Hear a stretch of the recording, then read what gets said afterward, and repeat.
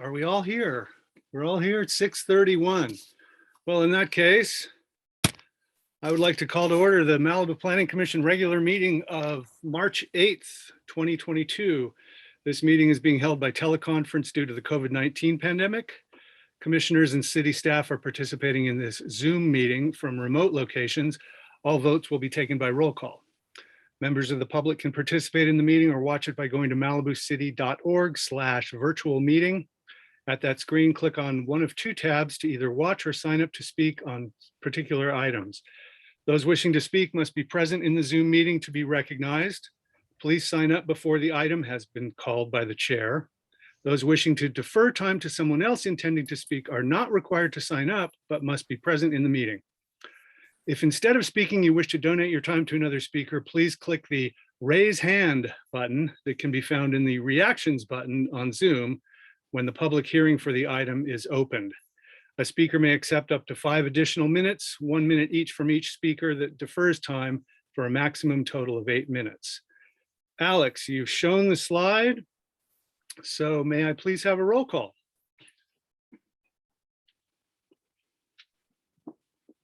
Commissioner Jennings, Here. Commissioner Mazza, Here. Commissioner Wetton, Here. Vice Chair Smith, Here. Chair Hill. Here. You have a quorum. Okay, everybody, we have an approval of the agenda. I move that we approve the agenda as staff recommends with, and correct me if I'm wrong on this, Richard, item 3B1, continue to a date uncertain. 3B2 to a date uncertain. 5A to March 21st, 22, and 5B to a date uncertain. Correct?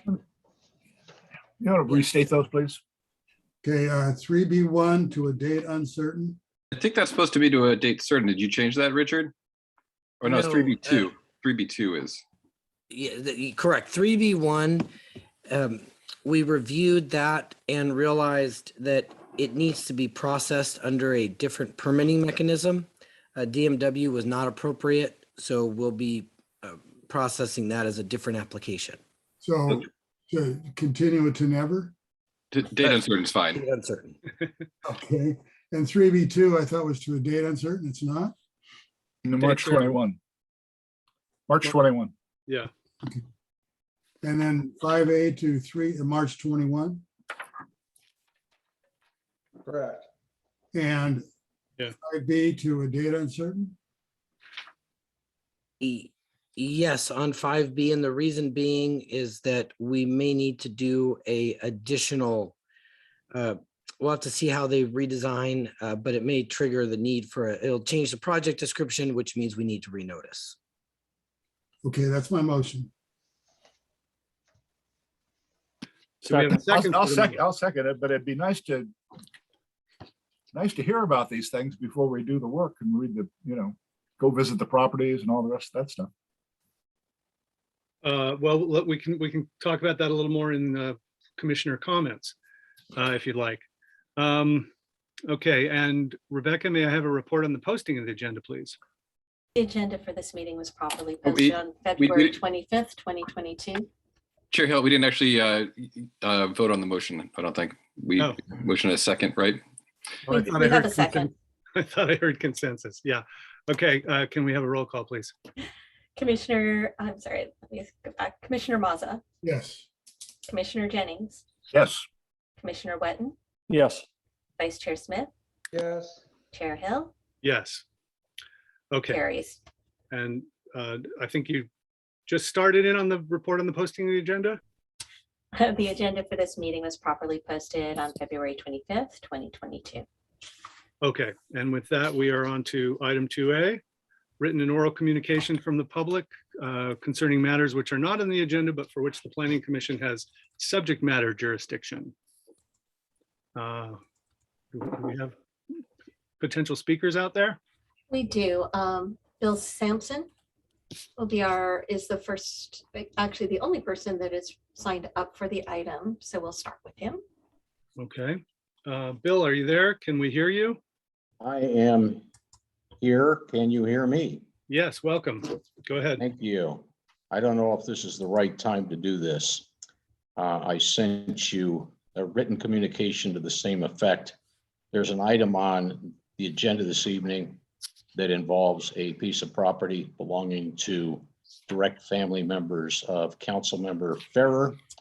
I think it's on Bush Drive. And I suggest that to avoid even the appearance of a potential conflict, that the commissioner appointed by Council Member Farrer, and that would be Mr. Jennings, recuse himself from that consideration. The conflict is obvious, I think. I don't know what the protocol is here for doing that. I think it's the right thing to do. Other council members have, when they've disagreed with their commissioners, promptly fired them. I believe Mr. Hill is aware of such an instance where it happened to him. Georgia Goldfarb has just had it happen to her. And I don't want any commissioner to feel under pressure one way or the other on that. It just strikes me as being a potential conflict that we ought to recuse ourselves if we have such things. That's it. Thank you. Okay, thank you, Mr. Sampson. I see, yeah, I Okay, see we do Joe, have a couple raised hands. Joe Drummond. I see. Is there somebody else? Joe is the only public speaker. Right. Chair Hill, Yes. before she speaks, we've canceled so many items. There may be people who are waiting to speak on those items, like Bill Sampson spoke on one that was canceled. We may want to ask if the people are waiting for those and they can speak now. There's no reason to speak. Those items were continued. So No, so there are items that are not on the schedule. Yeah, if somebody has something that they feel like they need to say immediately for whatever reason, sure. okay, but it won't be part of the record for the item. So if they do have something to comment on the project, they should reserve it for when the item is brought back for consideration. Okay, let's clarify that for any public that's watching. If you do have a comment you'd like to make that's on a future item, you would still have to make it on that item. But if you have comments of a more general nature, you would be welcome to make them tonight. So I see we have Joe Drummond. I'm not sure if we have others, but so let's hear from her first, please. So the Bush Drive item, did it get postponed? Because I mean, I have an issue with that one, but it's also with the project that it's affiliated with, because that project was fast tracked when it shouldn't have been. It's not the original owner who built 10% more. And I have a lot of issues with that project, because I just actually only now just sent an email on it because I just found out that this was on the agenda today. But if it's not, if it's going to be postponed, then I can talk on it. Yeah, that is being postponed. Do you have anything else you want to talk about now? Well, I just wonder if if the project it's attached to will have to be brought back, or because it is in ESHA. There's a lot of issues with that original project, but I guess it's already approved, it's already built, or I don't know. Like it's just wasn't supposed to, it just didn't go through a CDP like it should have. If that's the extent of your comments, we can have staff address that when we get to staff comments. Okay, thanks. Okay, Rebecca, are there any other public speakers? There are no other public speakers at this time.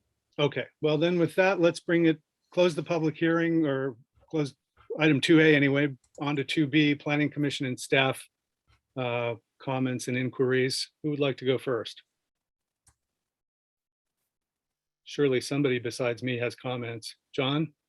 Yeah, I just want to bring up the fact that we still have the car problem on the highway and in the shopping centers.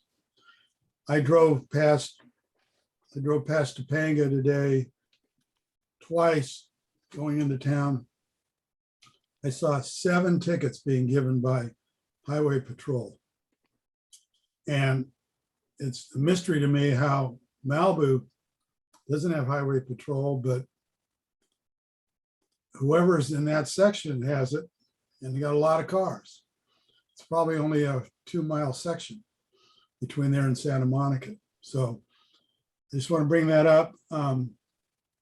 Also want to bring up the fact that a large number of TUPs on large events are being totally ignored. And I guess the fine is too low to bother with it, or they don't want to bother. But it's becoming pretty standard. You pick up the Malibu Times or any other thing and you read about these events with 300 or 400 people in them. You go look at the approved TUPs and they're not there. So that's another problem because they're getting bigger and bigger and bigger and the summer's coming. Let's see here. And then the other thing I want to do is congratulate Richard again and ask him if he's back or he's still on maternity leave. And that's it. Okay. Richard, if you want to respond to that right now, go ahead. Oh, sure. I am back. I actually just took I didn't use my paternity leave yet. I just took a quick vacation. It was a bit sooner than expected. She popped out 2 weeks early. So she's a happy little healthy baby girl. So I appreciate it. And yes, I am totally in love and enjoying this being a father. So thank you. All right. Right on, buddy. Right on. Is that your comments, John? You're Yep. done? Okay. Yeah, I had a couple. Again, I don't know, a couple months ago, we talked about getting a little bit more narrative detail on some of the consent items so we could understand better what was going on and just somehow contextualize what we were being asked to approve or just look at and not have a comment on. And again, and it was good for a while. We got some detail, and this last time through, though, a couple of these consent items, there was just nothing other than in one case, there was a map. So I would just mention that again. Meanwhile, there is a new palm tree that's been installed as of about a month ago on PCH at, I don't know if it's still called Seagull Way, but the property that's on the rise between Latigo and Escondido.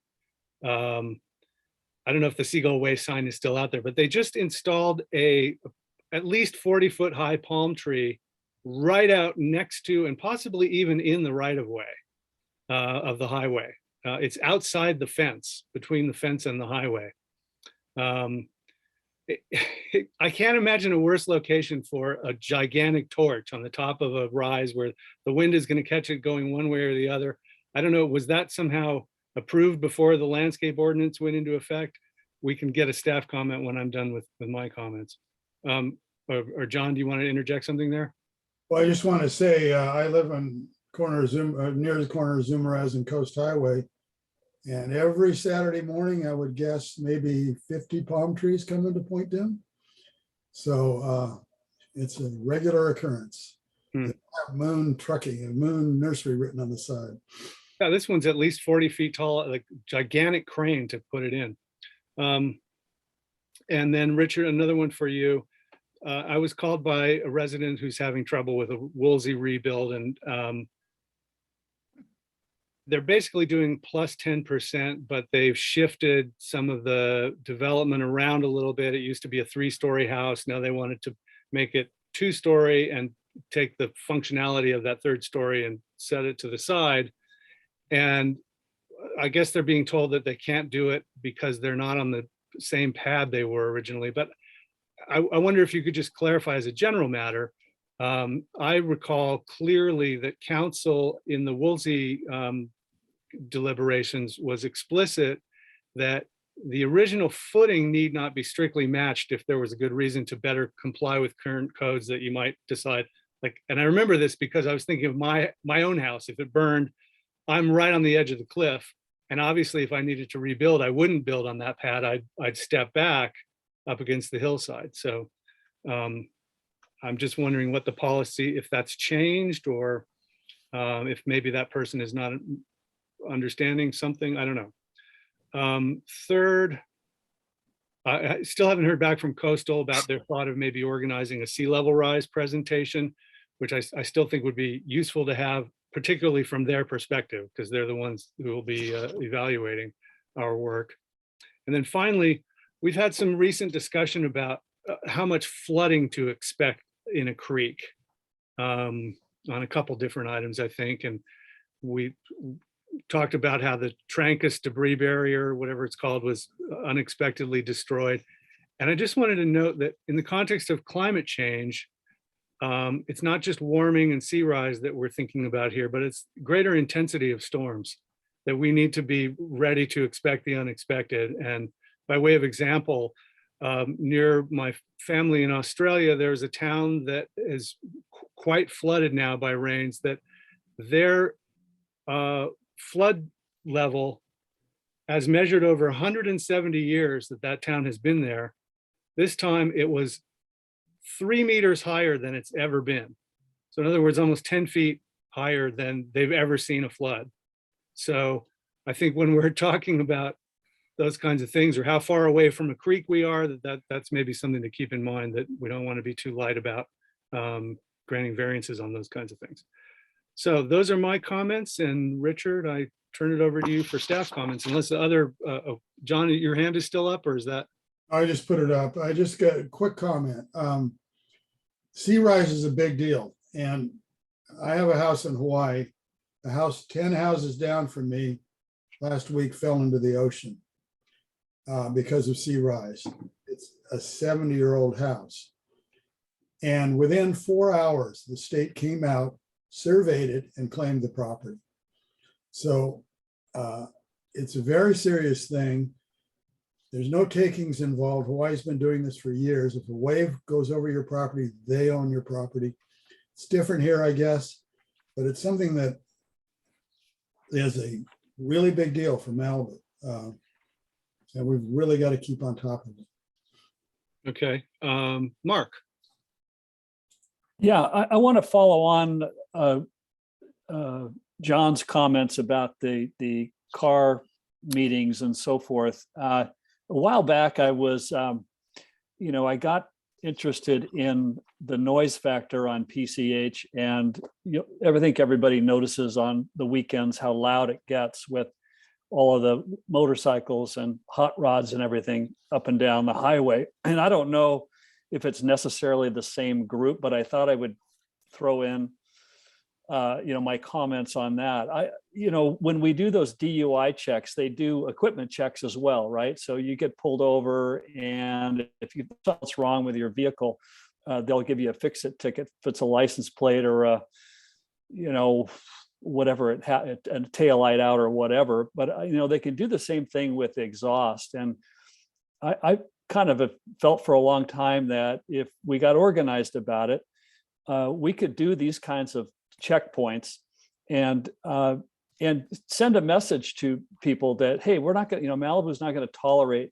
these kind of open headers and racing and all this kind of stuff. And I don't think it would take that long before the message was out that, hey, you can't just run through Malibu at, 140 decibels coming out of your exhaust without having a problem. And like I said, I'm not sure it's the same group as the car club people and whether that would help mitigate that as well, but I just wanted to put that out there. The other thing I wanted to ask about is that, has anyone checked on the legality of our, I know this is what we're going to talk about tonight, but the ADUs, I understand that the state attorney general has a task force that's looking into whether these adopted ADU ordinances are legal. And I just wondered if the city of Malibu has gone through that process. Yeah. I guess maybe that's a Richard question. Well, we'll talk about that when we bring up the ADU item, but you do need to submit your ordinance to HCD, which will be at the end of the process for Malibu here. I guess that answers your question, Mark. I agree. And I think the noise level late at night is definitely one of the factors that gets residents wound up the most. Well, I don't want to say the most, but a lot anyway. John. Just a real quick comment. The city of Laguna 15 years ago declared themselves a quiet zone. They have those movable signs on the highway saying this is a quiet zone. It will be enforced. And you will never, you can stand on that highway till the cows come home. You'll never see a motorcycle with an open baffle you'll never see a loud car, ever, because they will pull you over and tow you away. So it's very easy to do. They did it, they've done it, and it just takes will. Okay, Jeff, did I see your hand up there for a second? You did. I was just going to add my congratulations to Richard. Your Thank you. life will be changing in ways that you can't even now imagine. But good luck to you. Thank you. Well, and that's a good, Dennis. Just real quick, obviously, Commissioner Wetton and I are right around the corner from each other, but he gets that noise straight on from PCH. I've got a little bit that blocks me. However, those Ducatis, because they sound like a car, they're probably I know the Lambos are really bad, but the Ducatis are bad. So the motorcyclist climbing, you couldn't catch them anyway, but it is noisy, and it's a shame that it's come to this. I'm a car guy and I love this stuff, but we don't have so much, I don't think, the late at night stuff here, but we've definitely got some noisy people, and it just makes it bad for all of us that do enjoy to go to a car show, even here in town or whatever, and everybody shows up from the valley and they make it tough on us. That there's a lot of car people in our city and close by, and they come to all of our things, and it's really nice. But yeah, this is a tough deal. Hate to see all that. So that's it. Oh, however, there is one thing I did over the weekend. I watched the Eagles, and I've kind of watched them now and again. The Eagles up in Big Bear in the nest.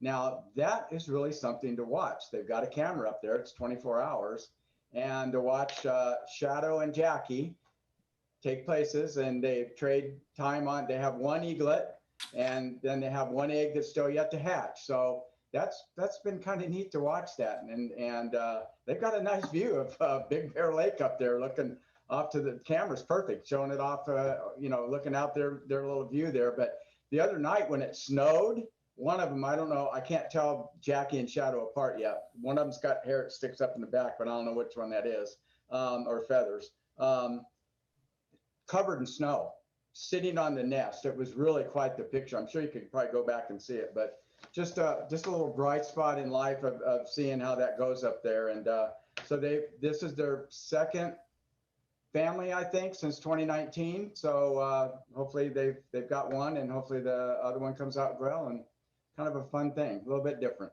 Thank you. And so your point is that by analogy, this is how Richard should conduct his child rearing? I would think he could, if he can sit on that nest, he's got it made. Let's get him a headdress.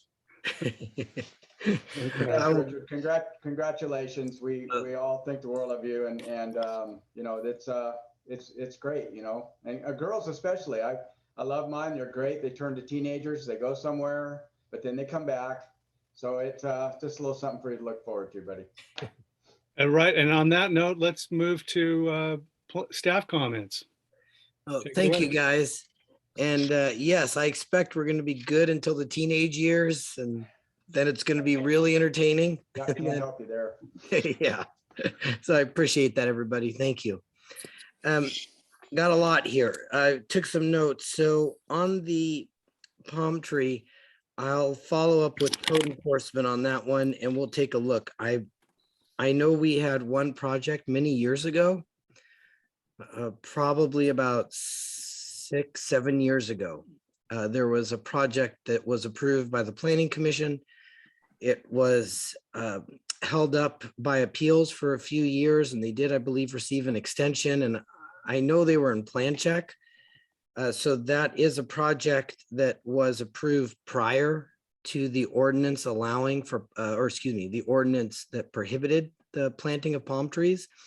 So we will take a look at that to make certain that if it was installed, it was done properly. In other words, it was something that was approved prior to the change in the ordinance. And if not approved, of course, we will have code enforcement take action on it. So I'll talk to Doug and we'll look into that one tomorrow.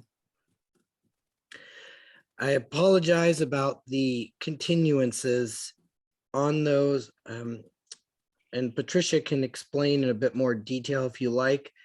But apparently the newspaper, we sent our notice to the newspaper, but they did not publish it. And because of that, the items were not properly noticed. And so we had to continue. I believe that would be 3B2 and 5A. And then on 5B, last week, we received a call from the applicant. Their engineer had a talk with the architect, and they realized that the engineer was assuming something was designed a certain way. The architect said, no, it was not. I would need to redraw the plans. And we asked them to try to wrap this up because obviously you guys were going to talk about it tonight. And if it wasn't right, we didn't want to have the commission spend time discussing it. And the applicant contacted us this morning that they would not be able to resolve it timely. And so they had asked for the request. So that's the reason why on the Harvester project, it was so last minute. And then, of course, on the Bush Drive project, make sure I get it straight, 6244. On that one, as going through the few emails that I received over the last 2 weeks, one of the members of the commission raised a comment. I looked at it and realized that, yes, that's definitely something that should have been addressed. And as a result, that's why I had staff contact them that they need to apply for a different type of permit that would come before the planning commission. And essentially the issue there was that their septic system was within 50 feet of a creek. Anything less than 100 feet needs a variance, which would mean a full hearing before this commission. That particular property, for the most part, is only about 100 feet wide. There is one little portion that's 110 feet, a very little sliver. Should they choose to move forward with that septic system, they are going to need to come back before the planning commission for a public hearing. I don't see any way around it. I don't believe they'd be able to fit the system in that little wedge on the corner of the property, but we'll see what they do. In terms of the public comment on 6244 and the previous approvals, yes, an addition for 754 square feet was approved quite a while ago, actually. And on that one, we'd be glad to share a copy of that with the member of the public. There are exemptions in the Local Coastal Act that do allow for additions to properties that are, in ESHA adjacent, whatever the case may be. And actually, one of my first questions as a new director to the Coastal Commission was about folks adding square footage to properties that are in ESHA or ESHA adjacent, and whether or not all these exemptions apply to them. And they were confirmed. I was surprised at the leniency, but they was confirmed by the Coastal Commission. But nevertheless, we can definitely send off a copy of that approval to anybody who's interested. It's all public record. In terms of the car shows, this weekend, I know there were problems in other parts of the city, which was kind of a bummer for us because we had sent staff out on Sunday morning and I think Saturday morning too, to the Cross Creek area. And actually what we were prepared to do was fly the city drone so that we were able to capture the traffic and congestion that was, that comes as one of the effects of when these folks all congregate on the Civic Center. And that was going to be part of our discussion with the shopping center owners, as one of the concerns, as well as the sheriffs. And unfortunately, what I'm being told from our code enforcement staff is that we were out there, we were set up, but it was not the insanity that we had seen, say, 2 weeks earlier. I don't know about the previous week before this weekend, but I definitely know 2 weeks ago we had a major problem. And that was the reason that, got this effort started. So we aren't dropping this issue. We are going to be following up with the shopping center owners this week. I have a meeting tomorrow with one of the two, and then on Wednesday, a meeting with the other one. But I do want you to know our code enforcement staff is out, and if it's happening in other parts of the city, we can try to follow up on that. And the last item was the question about fire rebuilds and building pads.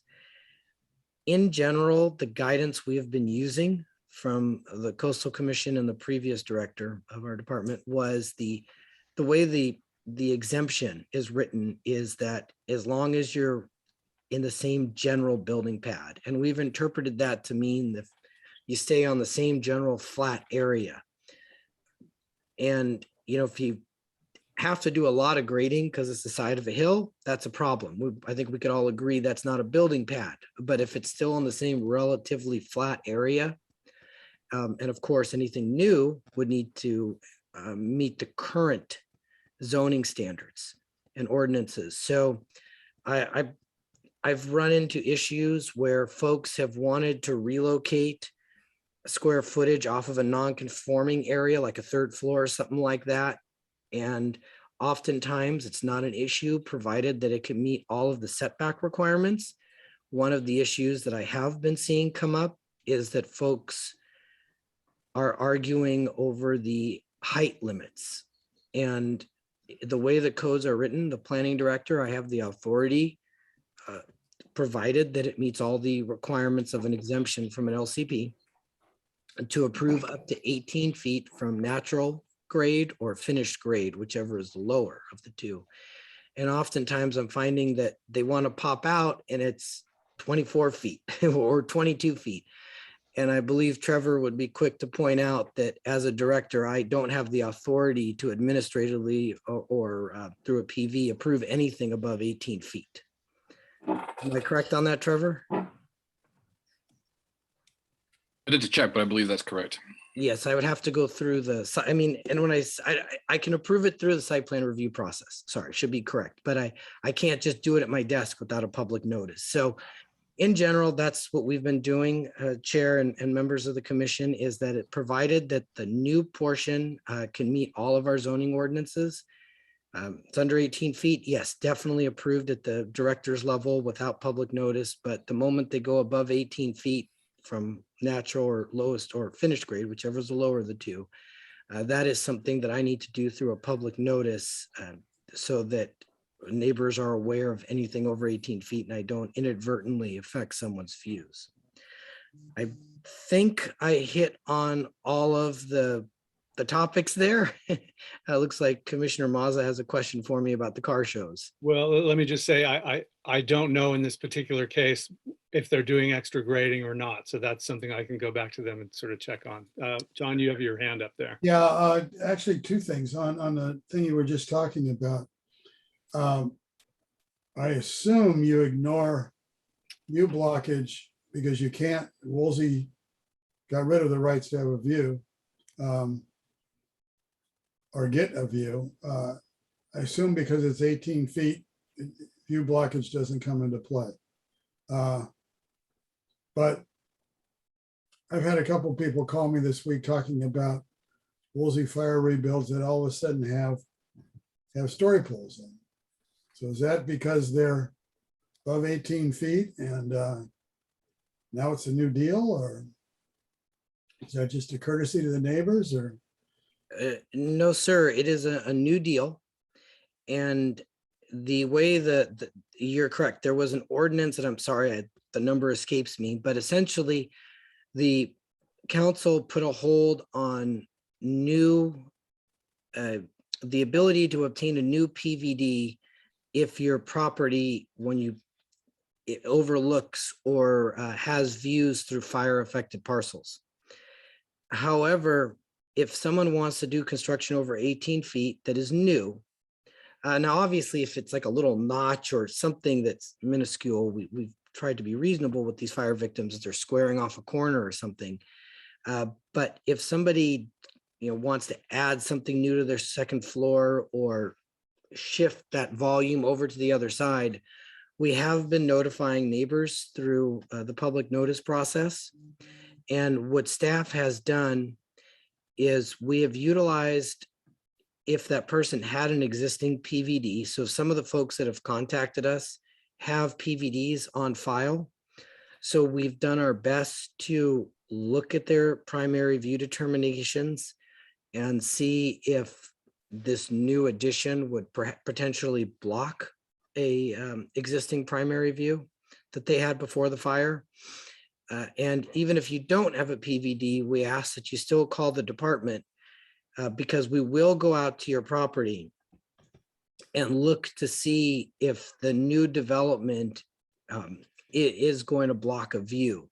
So we can't, I feel like we're walking a line here. We can't essentially document a new primary view determination over fire victims, but the intent there was to allow fire victims to rebuild what they had.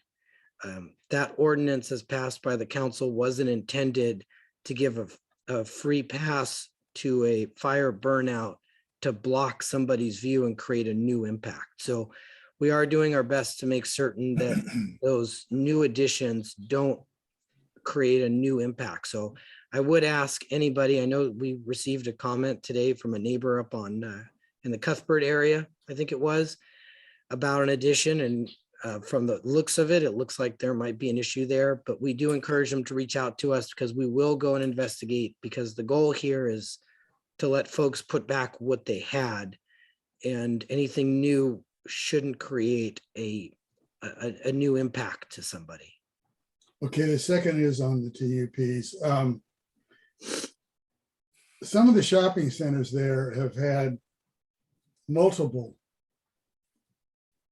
quite a few car shows.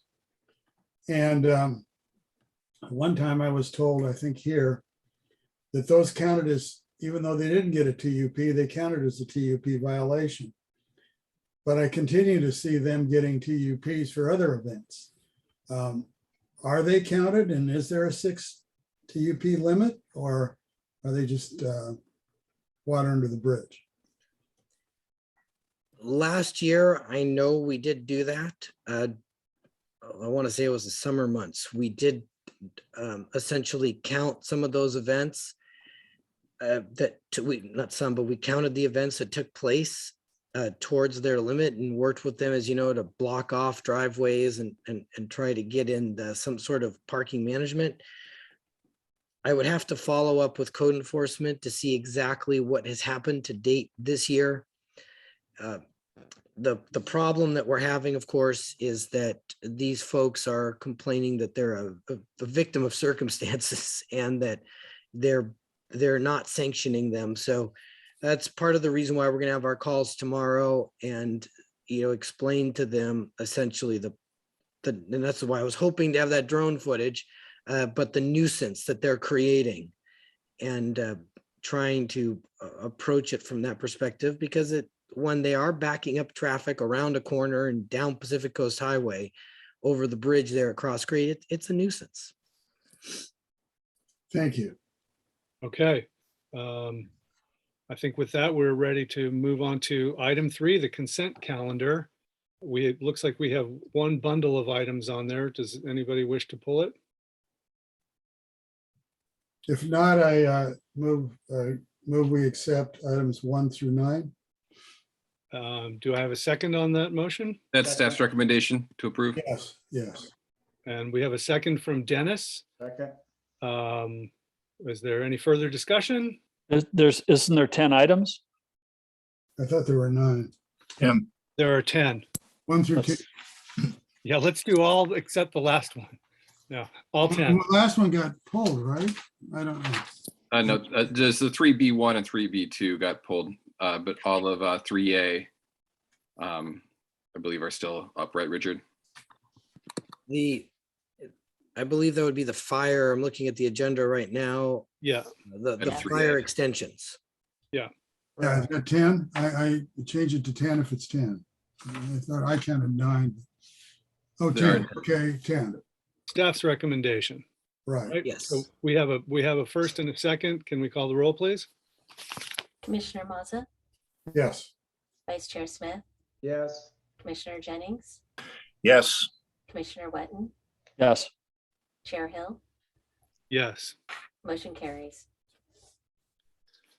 All right, with that, we're now on to item 4, continued public hearings. And what we have now is item 4A, local coastal program amendment number 18-002 and zoning text amendment number 18-004, an amendment to the local coastal program in Title 17 zoning of the Malibu Municipal Code to update regulations related to accessory dwelling units, continued from January. May we have a staff report, please? Chair Hill, Yes? I'd like to make a motion before we go through a staff report. Okay, I reviewed it again today, the whole thing. Reviewed it last Friday. The whole report basically is predicated on the fact that we're required to do this for some reason, that we're covered by ADU law and SB 9 law. Whereas I can find nothing that finds that to be true. And therefore, and we're also compelled to follow Coastal Commission guidelines. So I see a major flaw in the whole report, and that is that it is prepared with evidence that is not current with the law. And so I want to make the following motion. Let's see here. If it's not a motion to continue, then we do need to open the hearing before we can start making motions. It is. It is a motion to continue. Okay. The motion is to send the item back to the planning staff for further discussion of the following factors and a recommendation to the city council to refer the item to the Public Safety Committee in relation to the adopted evacuation plan and whether this has been considered in the plan since we got no safety information. Then I have an extensive list of questions on that continuation. Number one, legal explanation of why a big change in the housing in Malibu is exempt from the California environmental laws since we are exempt from state law and ADU on this item. And I'm open for suggestions and I'm open for questions on any item, okay? A legal discussion on how this action would be consistent with the general plan, slow growth density, rural character, and other issues contained in the general plan and the Malibu Municipal Code. Number three, a traffic study on the effect of the additional traffic on Pacific Coast Highway. Number four, an explanation of the contention that the Malibu Municipal Code allows ADUs, including the fact that guest houses currently cannot be rented and do not allow kitchens. And that's second units require a CDP and thus are not ADUs. Five, an explanation of why, since Malibu is not covered by the state ADU laws due to the fact that the entire city is in the high fire zone, Malibu must come into, and the Malibu must come in requirements with state regulations such as parking size and other key standards, which is not covered, which we are exempt from. Number six, comparison with the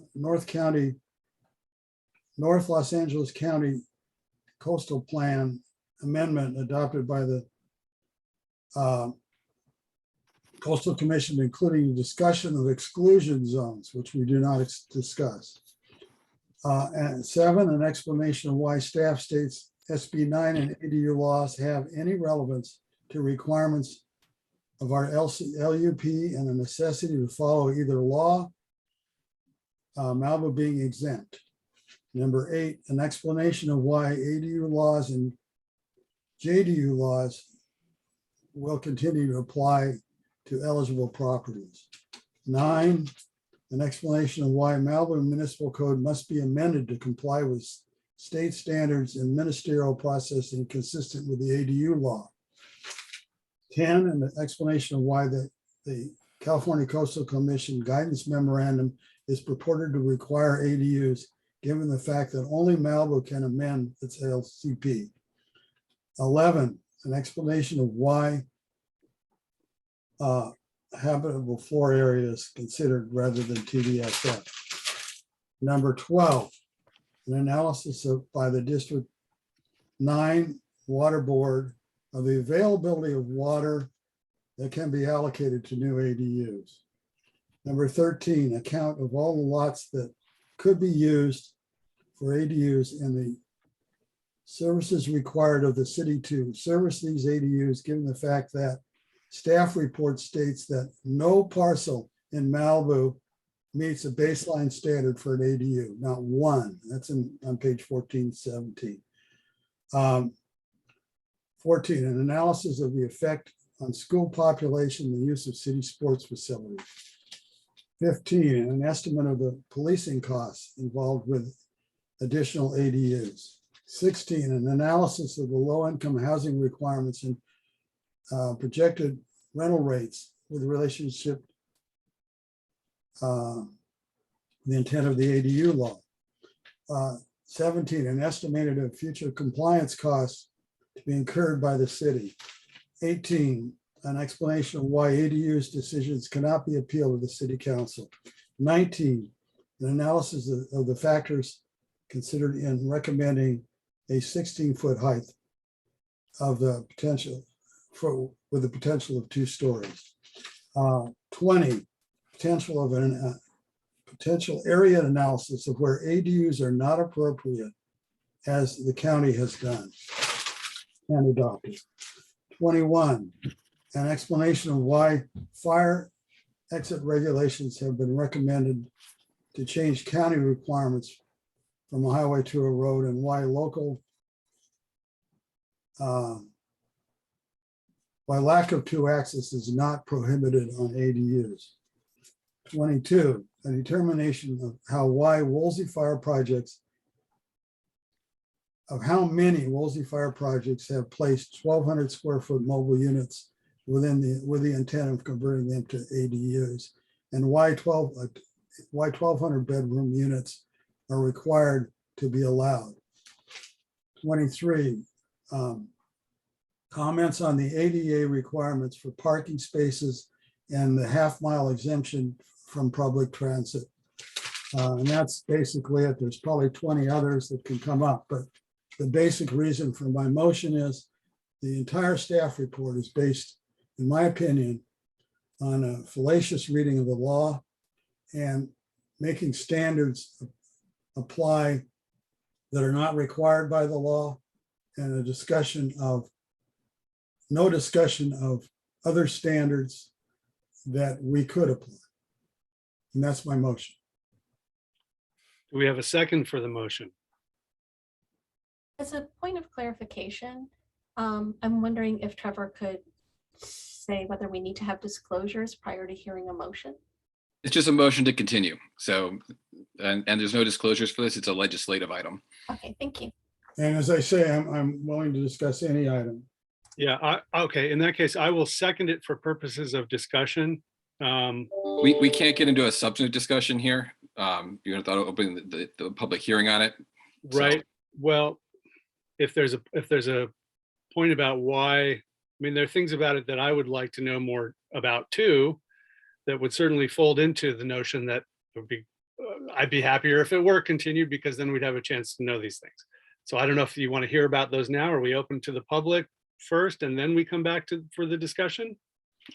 Craig, my real reason, if we want to cut down on all the 23 items, my real reason for making this motion is the entire staff report is based on a fallacious reading of the law. And that we need a staff report that recognizes the fact that we are not covered by the laws discussed in this and memorandums from Coastal Commission discussed in this staff report, which is almost the entire bulk of the staff report. Yeah, I don't necessarily disagree with you. I probably have some things that you'd probably agree with. I'm just wondering, in terms of this question of what can we talk about now by way of deciding whether to continue it or not. It's a little of a chicken and egg situation because somebody might not want to vote to continue it if they don't have a sufficient notion that it needs to be continued. So, Jeff? Yeah, very interesting, John. But the point that jumps out to me is that we've been talking about this for what, 3-4 years? It's come back in front of us. I don't know. It's in the staff report as to how many times it's coming for us. All of these questions could have been taken up by those of you who are confused about the issue, and you could have talked about staff and could have come to some agreement or not, or disagreement on it. On the fundamental issue of whether there's legal support for it or not, you know, I'm going to have to listen to the city attorneys as to rather than your own, with respect, John, your own legal opinion. So I'm not going to support the motion to continue. Well, the reason why I did this is I don't consider we ever got information from staff about the legality of SB 9 and the ADU law. And we have recently gotten opinions from the LA County legal staff. And it has become very apparent that they have determined that this is the situation. We, up until this point, it was always considered, oh, you got to do this. I do not remember once anybody saying, well, maybe you don't. And it's pretty clear. I think, Jeff, you wrote an email a while back that we were definitely not covered by SB 9. And yeah, excuse me, John. I'm not holding you to that.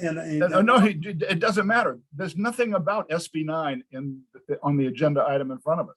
SB 9 is mentioned in the staff report. It's mentioned in the staff report, John, but at least that's all. 50 times. And the reason why I have my motion is I want us to work off a staff report that is accurate.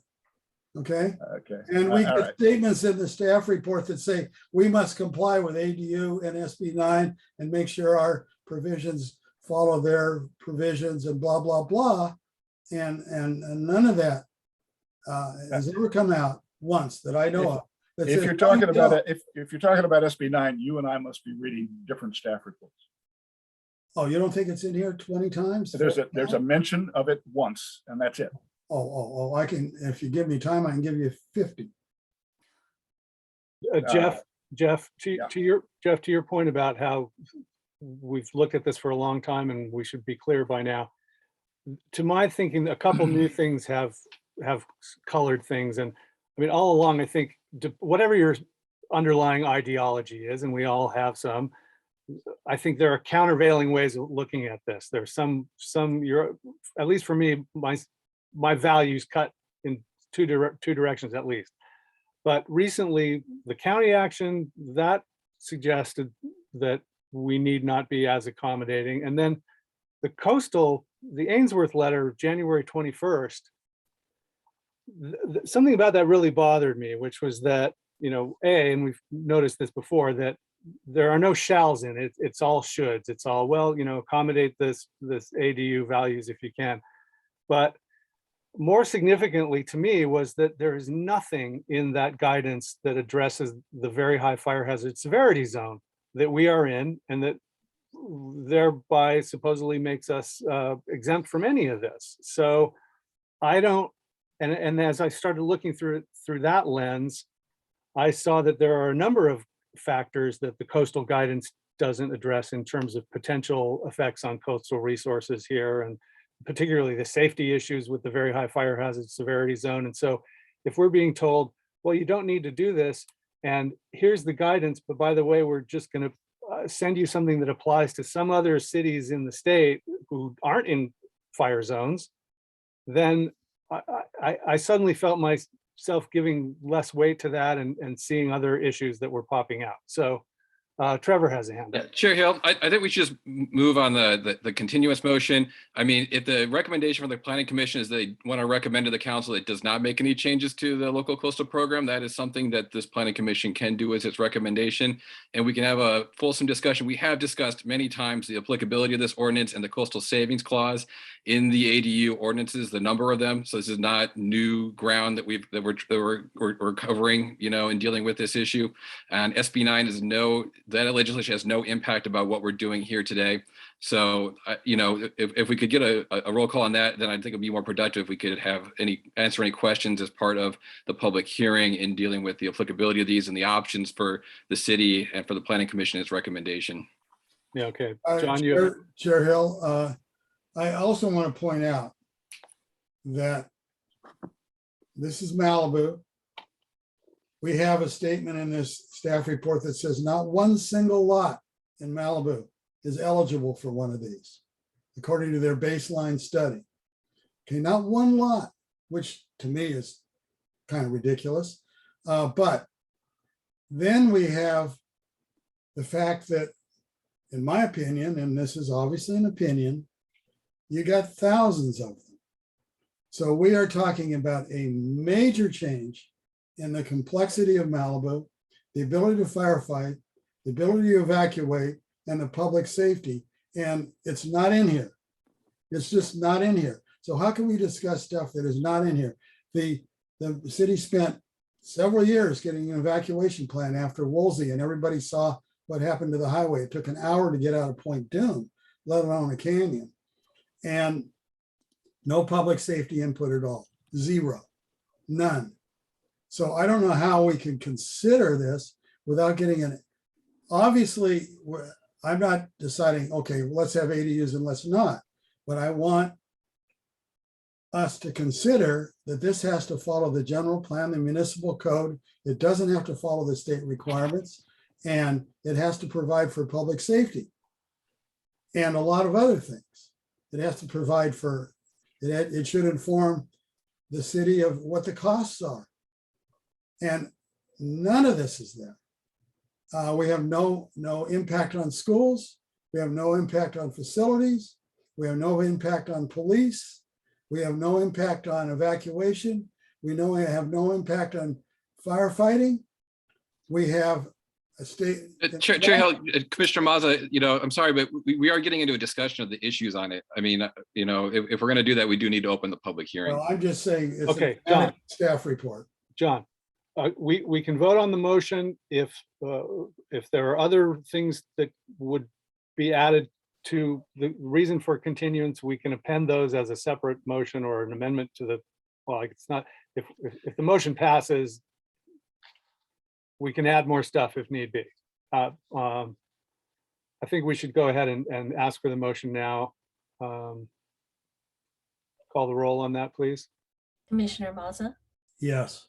Chair Hill, Yes, and yes. Commissioner Jennings, No, Commissioner Wetton, Yes, Vice Chair Smith. You, Okay, so the motion Motion carries. So it's continued to a date uncertain. correct. Yeah, and then at this point, can we discuss it more and No, talk we- about what else we might want to fold in on the, If you continue the item, if you guys have additional items that you questions you have for staff, you can go and raise them with staff and bring them up. And if you want something else addressed in the staff report, you can push that forward to the staff directly. there are things that I would like to discuss with the whole commission that I could certainly discuss with staff, and I guess it gets filtered through them and maybe propagated out in some freshly colored way to the rest of the commission. I The guess problem that's is that more- we can't have a discussion of the merits. We didn't open the public hearing, you know. We decided to continue the item. Okay, I move we adjourn. Do we have a second for the motion? I'll second. We have a motion and a second. Any further discussion? Hearing none, call the roll, please. Commissioner Mazza, Yes. Commissioner Wetton, Yes, Commissioner Jennings, Yes. Vice Chair Smith, I guess, yes. Chair Hill. Yes. Thank you, Motion everybody. carries. To be continued, and we'll do something with this eventually. Thank you. Good night, everyone. Good night.